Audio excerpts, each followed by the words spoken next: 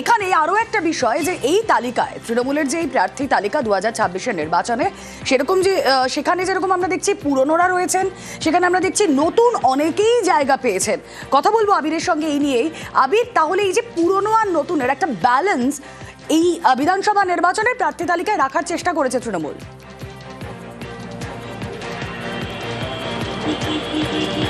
আজকে মমতা বন্দ্যোপাধ্যায় নিজেই তিনি উল্লেখ করলেন যে তারাই একমাত্র দল, তারা মনে করেন যে নতুনদেরকে তুলে নিয়ে আসা উচিত এবং নতুনদেরকে তারা যে কতটা গুরুত্ব দেন, অগ্রাধিকার দেন, সেটাকে প্রার্থী তালিকায় তারা বুঝিয়ে দিয়েছেন।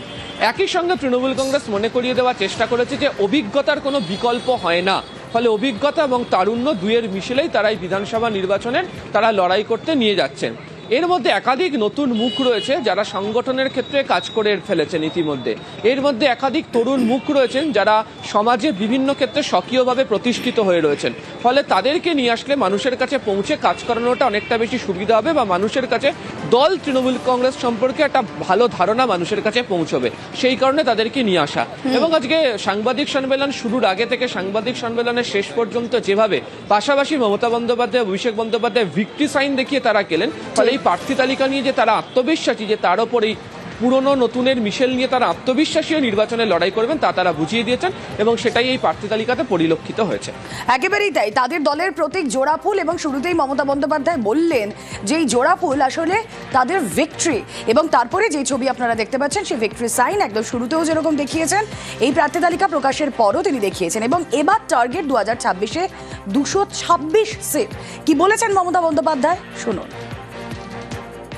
আমরা 2026-এ 226-এর বেশি সিট পেয়ে জিতবো, এটা আমাদের বদ্ধমূল ধারণা।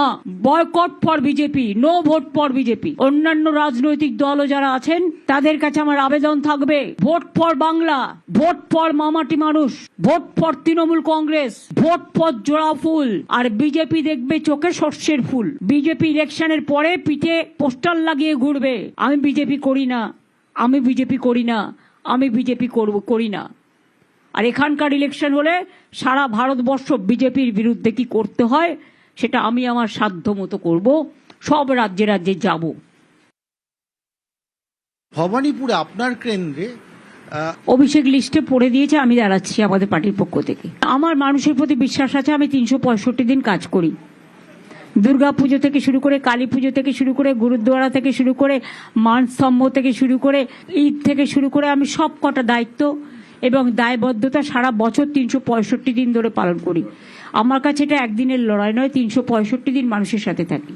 চমক ছিল না, সংগঠনেই ভরসা রেখেছে তৃণমূল। আর আপনাদেরকে দেখাই নজর কারা প্রার্থী কারা। মদন মিত্র রয়েছেন, বীরবাহা হাঁসদা রয়েছেন। বীরবাহা হাঁসদার যদিও আসন বদল হয়েছে, বিনপুর থেকে দাঁড়াচ্ছেন বীরবাহা হাঁসদা, হুমায়ুন কবির ডোমকল, শান্তিকা বন্দ্যোপাধ্যায় বরানগর, চুচুড়া থেকে দেবাংশু ভট্টাচার্য নতুন মুখ, বেহালা পশ্চিম রত্না চট্টোপাধ্যায়, কুণাল ঘোষ বেলেঘাটা থেকে অত্যন্ত গুরুত্বপূর্ণ একদম সিগনিফিকেন্ট যে জায়গাগুলো আমরা দেখছি, শ্রেয়া পান্ডে, সুপ্তি পান্ডের বদলে শ্রেয়া পান্ডে, মানিকতলা থেকে, নন্দীগ্রাম থেকে পবিত্র কর, তিনি আজই যোগ দিয়েছেন, চন্দ্রিমা ভট্টাচার্য দমদম উত্তর, বাগদা থেকে মধুপর্ণা ঠাকুর, দমদম থেকে ব্রাত্য বসু। তৃণমূলের নজর কারা প্রার্থী তালিকা আপনাদের সামনে আমরা রাখছিলাম।